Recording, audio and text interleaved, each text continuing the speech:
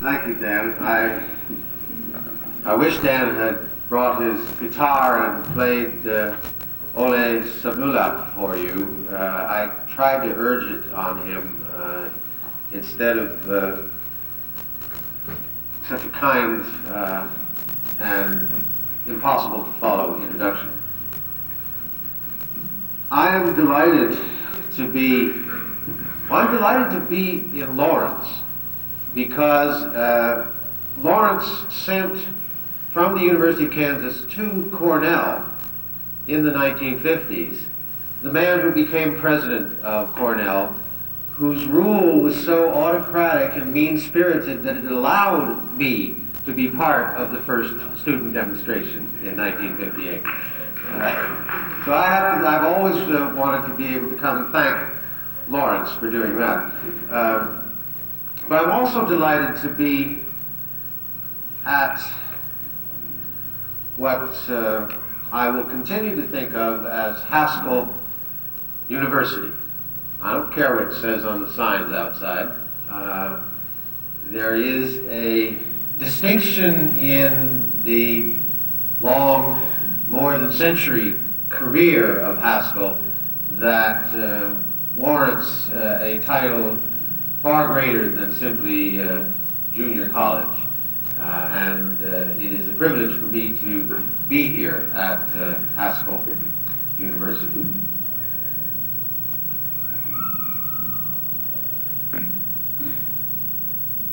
On this exact day, 499 years ago, on the north coast of the island of Cuba, the man known to his shipmates as Cristobal Colon, whom we know in the English-speaking world as Christopher Columbus. This man was writing a long entry in his logbook as he sat with his ships in a small harbor, waiting until the wind should turn favorable for a continued voyage eastward. And in this log, the report provides as good a piece of anthropology as any in the record for the next 100 years. Here's what he said. They are a people, and he's talking here about the people he has encountered in the islands, and he is talking to the King and Queen of Spain. They are a people very guileless and unwarlike, all naked, men and women as their mothers bore them. It is true that the women wear a small piece of cotton to cover their pudendum. I opened this talk with frontal nudity because I want to be sure that you're all awake. It is true that the women wear a small piece of cotton to cover their pudendum, but no more than that, and they are very modest. I maintain, most serene princes, that if they had access to devout religious persons knowing the language, they would all turn Christian. And so I hope in our Lord that your highnesses will do something about it with much care. He also reports that he has sent 2 men into the interior of the island, and they've come back and they've reported that they had seen a village of 50 houses where it is said there were 1,000 inhabitants, for many live in one house. And these houses are in the shape of very large tents.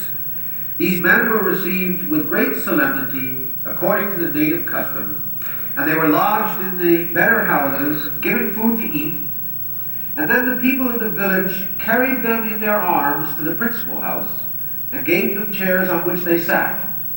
And first the men and then the women squatted around them, kissing their hands and feet, feeling them to ascertain if they were of flesh and bones like themselves, and begging them to stay. And the 2 men reported that they saw many kinds of trees and plants, and fragrant flowers, and birds of many kinds, and that the land is very fertile, and much cultivated with yams and beans and fava beans, very different from ours, as well as panic grass, and there were great quantities of cotton gathered and spun and woven, and all the people possessed they give for a very low price, and a great bundle of cotton is given for anything that is offered. Now there we have an excellent, though amateurish and incomplete piece of anthropology. the first anthropology in the New World. A description of the Taino people of the Caribbean, the people that were the first to experience and suffer from the impact of that great and momentous event unleashed just then, 499 years ago, by this Cristobal Colon. That clash of cultures, the clash of cultures that I have called the clash of the culture of conquest against the culture of paradise. The clash of cultures known by the winners as Columbus's discovery of America. You will know, of course, that that is wrong on all three counts. He wasn't Columbus. That's not a name that he ever heard in his entire life. It wasn't invented for another 70, 80 years after he died. He didn't discover something that had long been occupied. And in fact, the island where he landed was probably settled at the time of the birth of Christ. And it wasn't America. Even the word America wasn't invented until the year after Columbus died by a cartographer who wanted to give credit to Amerigo Vespucci. So Columbus discovered America is wrong. But so it is recorded on the slates of the winners, the culture of conquest winners. So I want to begin today by giving you a brief picture of that Taino society, because there we will find the essential elements of the culture of paradise. And it's about the culture of paradise that I want to talk to begin with. Paradise. And I mean here the non-state, pre-Columbian tribal cultures of both North and South America outside of the empires of Mexico and Peru. The literally countless small tribal societies with perhaps as many as 80 million inhabitants in them in 1492. And the Taino will stand as an example of those cultures.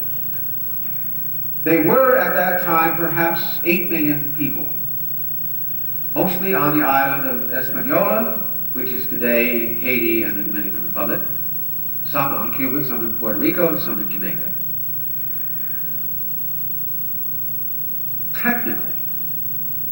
Technically, they were as complex, as advanced, if you want to use that word, as the European societies. They were deficient in armaments and the wherewithal to make war. And when Columbus landed, he handed his sword to these Indians on the shore. And he remarked that they cut themselves because they did not know what this object was. He says it with a touch of scorn in his voice. But they were not nearly so backward as Columbus assumed from their lack of dress and their lack of iron. For example, they had something that they called canoa, which comes to us in English as canoe. Canoes, some of them 40 or 50 feet long. Columbus says, they are all in one piece and wonderfully made. And he marveled at these canoes. He also spoke about the hamaca. He called them nets of cotton. Those nets of cotton were the hammocks that Europeans very quickly adopted and used, and became the staple for sailors at sea for centuries thereafter. The houses that Columbus noticed were spacious and clean in a way that European houses were not. He remarks about that. And he little understood it, but they were hurricane resistant. They were round, circular walls with densely packed poles that were able to withstand hurricanes in a way that European housing which Columbus began to build as soon as he landed there. European housing was not. But the most sophisticated part of the technology of the Taino Indians was their agriculture. They cleared fields and they used what they called a canuco system of mounds. And in those mounds you could combine yucca and potatoes and squashes and beans all together on this mound. Environmentally appropriate, renewing the soil, highly productive, and hurricane resistant also. Indeed, productive more than any system of agriculture in Europe at that time. And with the labor of something like 2 or 3 hours a week, that's all.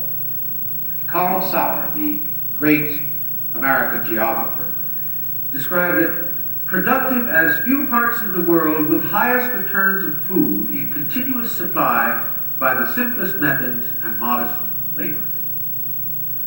A technology of agriculture that clearly these people had brought to the height.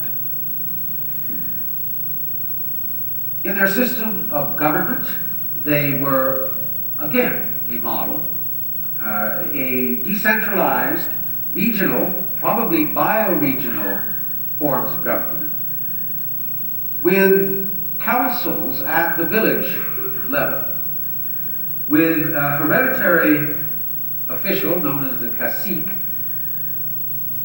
but whom Columbus describes as being people who have such a ease of speech that they get all to obey him.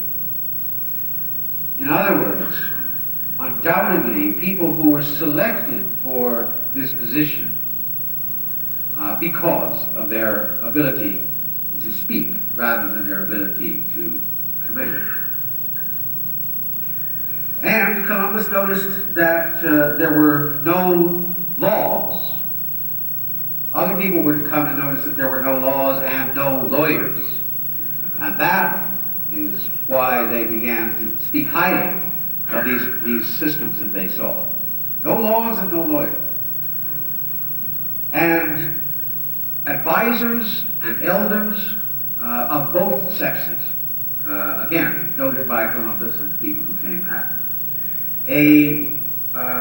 As near as we can tell, democratic, consensual forms of governance. It was a society, furthermore, probably without war, no known instruments of war, no metal, but no weapons of wood either. No artifacts of war that survived. And apparently, according to the Spanish themselves, apparently no internal fighting within the tribe. But their social method, which was a marvel to all Europeans then and for years after, the social method that all Europeans talked about was the friendliness, the welcomingness of these people.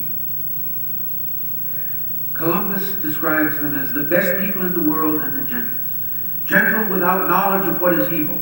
No better or kinder people. They love their neighbors as themselves and have the sweetest talk in all the world. And they were always generous. They give for nothing. A society so astonishing to the European, because the European one was not of friendliness, but of hatred and violence, not of giving, but of acquiring. 15th century Europe would be astonishing to our eyes today for the lack of humanity, the lack of friendliness in normal discourse, and for the presence of violence. Columbus, for example, after he signs his agreement with the king and queen, that he may go to the New World with 3 ships, goes from Santa Fe, where he signs that, down to the little port town of Palos, where the 3 ships are, On the way, he had to pass by countless villages, in each one of which there would be bodies burning, and the sky would be dark with the smoke of the victims of the Inquisition that the King and Queen of Spain had imposed upon their country. That was the customary, everyday violence. And it was a Europe just then beginning to establish the institutions of capitalism, but had already developed well the institutions of acquisition. A culture that was based upon the notion of assembling into private hands as much of the wealth called resources of the earth as possible. And that society goes and they find these people, the Tainos, with a culture based upon giving everything to these strangers. And with this manner of discourse that Columbus and all subsequent Spaniards described with great wonder, the sweetest talk in all the world. So, it was in many ways a society as idyllic as its environment, into which they fit with such skill and comfort.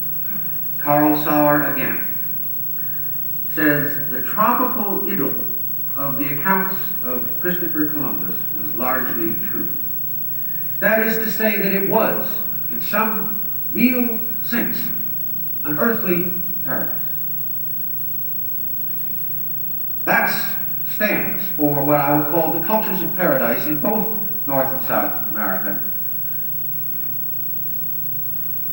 If you will permit me the idea of using one culture to stand for so many that were in many ways different. But then those that occupied the Americas did have,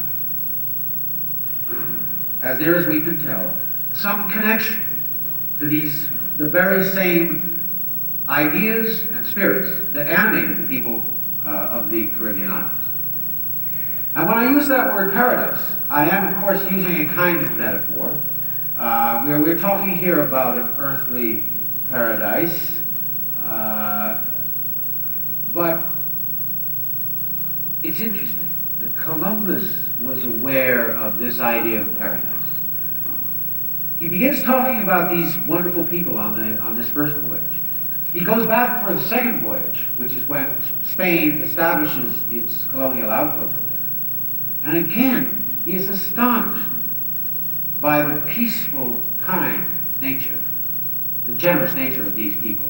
On the third voyage, when he is perhaps ill with various diseases, and perhaps not wholly in his right mind, he writes down in a letter to the King and Queen that he has discovered paradise. He has discovered paradise, and it is over there on the continent that became called South America, where it rises up in the shape of a woman's breast, and on the top of it is earthly paradise. Well, he never did go discover that paradise, but I'm convinced that both the environment and the people of that environment so impressed Columbus that this idea of a paradise became fixed in his mind by the time he had made his third voyage. So it is a metaphor in a sense, but in a sense it describes a kind of reality. Now I have to add a word of caution here about the historical reconstruction of these societies, the pre-Columbian societies. Most of the scholarly work has not been done. There's much more to be done, and it is a worthy enterprise for those of you who would choose to go out and be scholars. And I stress pre-Columbian. I do not mean pre-contact. Now this is important because as soon as the first landing is made by Europeans, up to 30 diseases land with them, spread among the Indian populations, both of the islands and of the mainlands, most of those diseases were lethal to the populations that had no immunity. These were essentially disease-free continents. It is thought that because of the migration across the Bering Strait, none of the pathogens could have survived the freezing environment, and that subsequently the Indian societies lived in general without diseases. And suddenly there are up to 30 lethal diseases imported by the Europeans.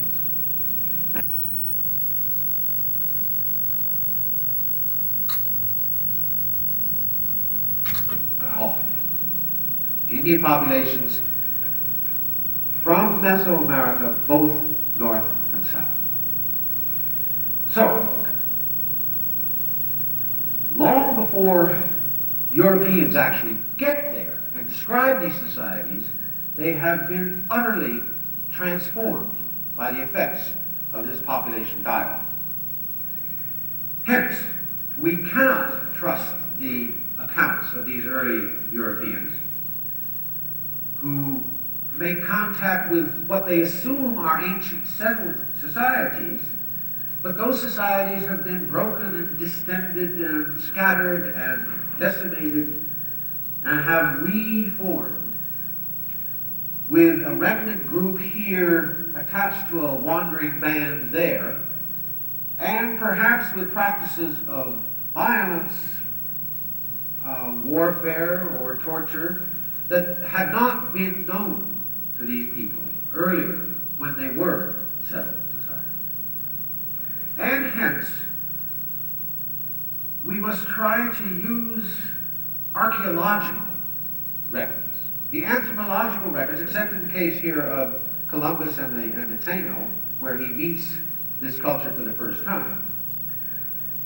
It is in the archaeological records that we are probably going to find the truth of these pre-Columbian societies, and in such ancient tales and folklore as we can reconstruct. And it is through those two methods that we will be able to get such a picture as we can get of pre-Columbian Indian societies. But when we do get this, and where we can reconstruct this, and I have done this work only for the Taino in the Caribbean and for the peoples that lived in Virginia, but it is possible to do this kind of work, although much more needs to be done. When we do perform this kind of reconstruction, however, and particularly with the Taino, what we get unfailingly is a picture of harmonious societies living in harmony with their surroundings, in abundance and peace and skill. Let us remember that in these societies, in most of these societies, there were legends about paradise. Just as the Europeans had a legend about paradise. But the Europeans' legend about paradise was a paradise lost. The humans were condemned, and the world around was an enemy and hostile. That's paradise lost. The peoples of America had legends, rather, of paradise found, of coming from a hole in the ground or coming from a large tree and discovering this world, which was paradise. It's going to affect you very deeply which legend of paradise you have. It's going to affect the way you live with each other and with your environment.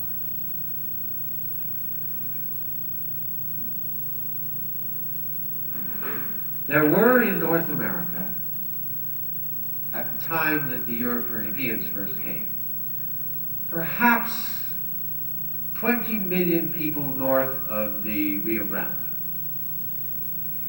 They've been living there for thousands, perhaps tens of thousands of years. They lived there hunting, fishing, and trapping, gathering, farming. They had complex technologies, and especially fire. They used fire for hunting. They used fire for clearing. In other words, like any society in the world, the Indian societies of the Americas had an impact upon their environment. And yet, every single European who came and saw said, that's a wilderness. That is a wilderness. Well, it wasn't a wilderness. People were living there and had for a long time, and very successfully too. But they lived there with such an exquisite regard for that nature around them, such exquisite care for the species, that it looked to the Europeans as if it was a wilderness.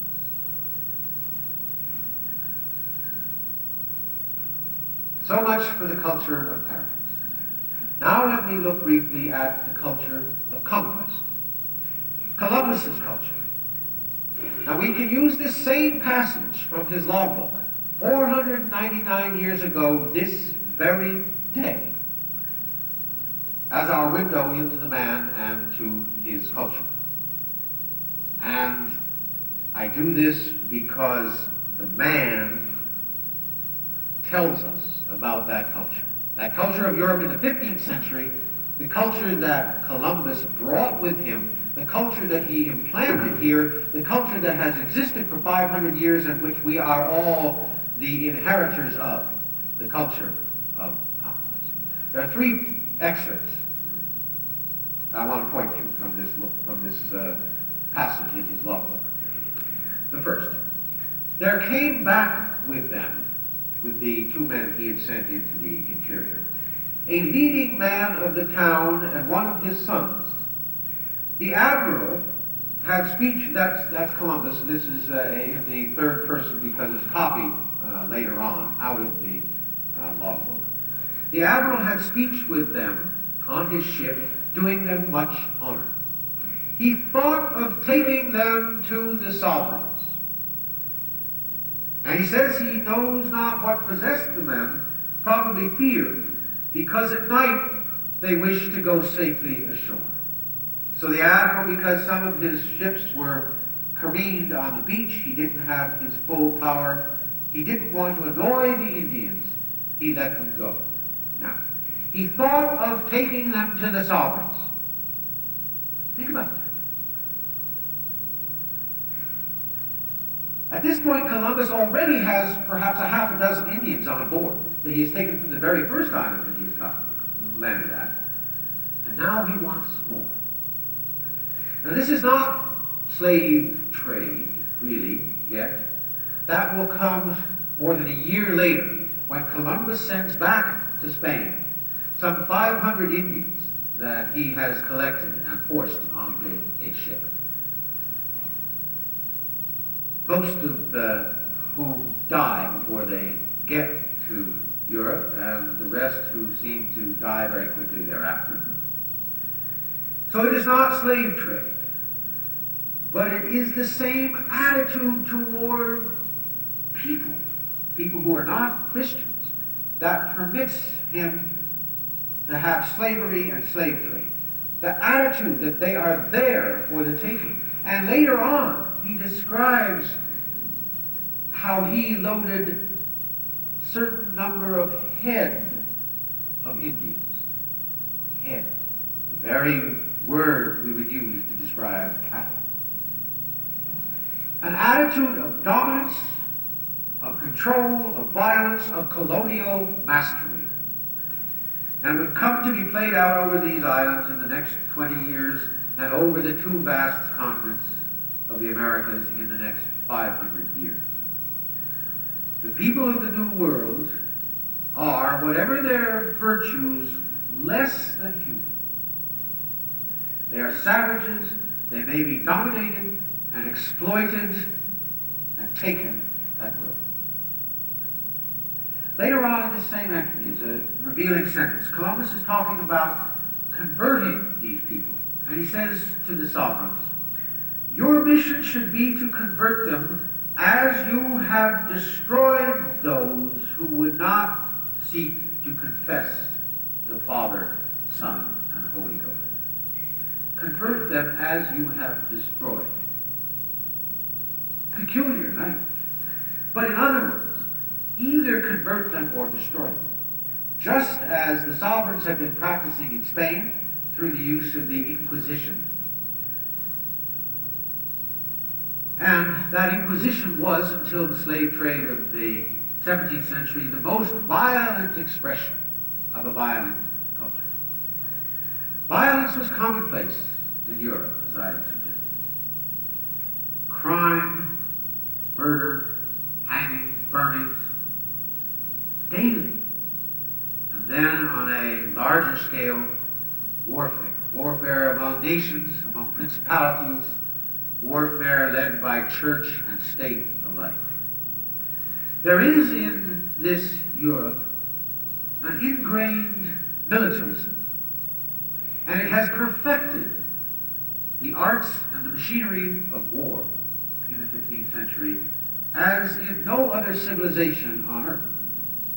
As we know, the Chinese had the knowledge, but the Chinese never achieved the machinery of warfare as the Europeans did. A technology of violence begun in the 15th century and perfected and enlarged with the treasures of the New World that were about to come into Europe. A second excerpt. The two men, Columbus writes, who came back, saw birds of many kinds different from those of Spain, except partridges and nightingales which sang, and geese of which there were many there. In the Caribbean, there are no partridges, there are no nightingales, and there are no geese, and there never were.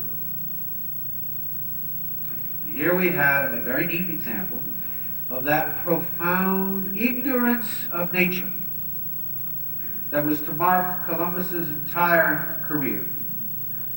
On the way over, on the three ships, he misidentifies a dozen species in the ocean. And on the island, he kept finding trees full of spices that he would load onto his ships that turned out not to be commercially valuable at all, never were the spices that he said that they were. And again, he and others like him from Europe load up their ships with the treasures that they find in the New World, only to take them back and find that there's nothing there. The English do this. The English do this as late as the late 17th century.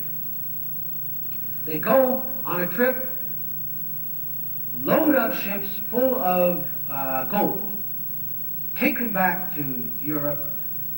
These are people who have experts in digging, experts in smelting. They take this gold back to Europe and they find that it's worthless.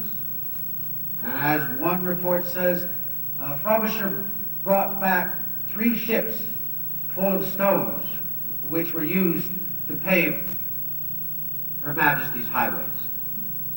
A profound ignorance of nature, even of the treasures of nature that they cared so much about. In this ignorance, which Columbus in fact bemoans, he talks about how sad he is to be so ignorant. He is simply a reflection of his culture. A culture that was at once profoundly ignorant of nature and therefore inevitably profoundly fearful of nature. Because we always fear which we do not understand. Wild nature was an awful thing because it was wild, because it was willed. The word wild, meaning willed, self-willed. It had its own will. Out of control, dangerous, fearful. Places like mountains and forests, deserts were places of dread and foreboding in the European mind, where awful creatures lurked. Lucretius, centuries before this, had said, "Earth is filled full of restless dread. throughout her woods, her mighty mountains, and deep forests. And hence it would be described again and again as hideous. Hideous nature, hideous wilderness, hideous mountains, time and time again. Never has so complex a culture been so estranged from nature, I am convinced. No other culture then, no other culture in the past. And therefore, it's no surprise that with Columbus and in the wake of Columbus, this European culture comes upon two continents with more nature, more wilderness than it could possibly imagine. It sets out to control it, to establish its will over that self-willed wilderness, to domesticate, to dominate, or to destroy it.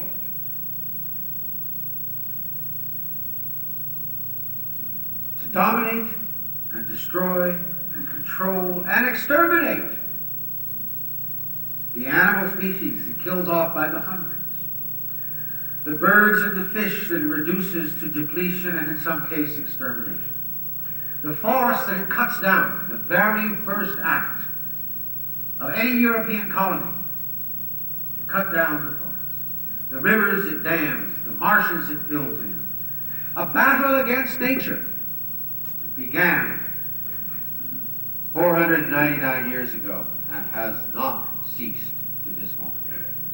A battle against nature. The third excerpt from that passage. The two Christian men met on the way many people who were going to their towns, women and men, with a firebrand in their hand, herbs to drink the smoke thereof, as they are accustomed to do. Now here we have an example of an ignorance of nature and what happens when that ignorance is dispelled by learning, because the herbs to drink the smoke thereof was was a rolled leaf that was called by the Taino tobacos. What we have here is tobacco, that in less than a century Europe will have learned about intimately and exploited to the point that both the lands of the New World and the health of the Old World were being destroyed within a century. Like sugar and cotton, as soon as Europeans learned of the virtues of tobacco, they made a plantation crop out of it, quite heedless of the enormous price to humans and to the soil it exacted, concerned only with the enormous price on the market it commanded. Columbus ends this passage about tobacos with the words, "Today I get the ship off and make preparations to depart on Thursday in the name of God and go to the southeast to find gold and spicery and discover land." He makes no bones about this. He never did. It's quite clear throughout his writings. To find gold and spicery. That's what he was there for. His purpose was to find treasures. That's the agreement that he signs with the king and queen. It's there on the record. We know about it. To find treasure. Gold, silver, jewels, spices. Indeed, anything that could be marketed. He looks at nature with the eyes of a merchant mariner, which he was. And he sees in nature nothing more than a supermarket. The idea is to find these treasures and exploit them. It is in his mind from the very beginning. There is no grand idea of capital E exploration or cap D discovery as an enlightened human enterprise. No grand idea of progress or civilization or science. That is the, if I may so call it, the bullshit of the quincentenary. And we hear much about it. None of that in Columbus's mind. There is there only the idea of cap E exploitation.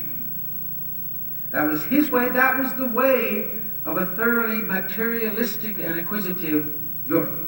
In this again, Columbus is not alone. He is an expression of this culture. And so there, we have the crucial elements of that culture of conquest, right there in that passage. The violence, slavery, colonial domination, the ignorance of nature and the impulse to dominate and destroy, the exploitation of species and the elements of nature in service to human whim and desire. That is the culture of conquest. Now, the clash of those two cultures, which begins 499 years ago.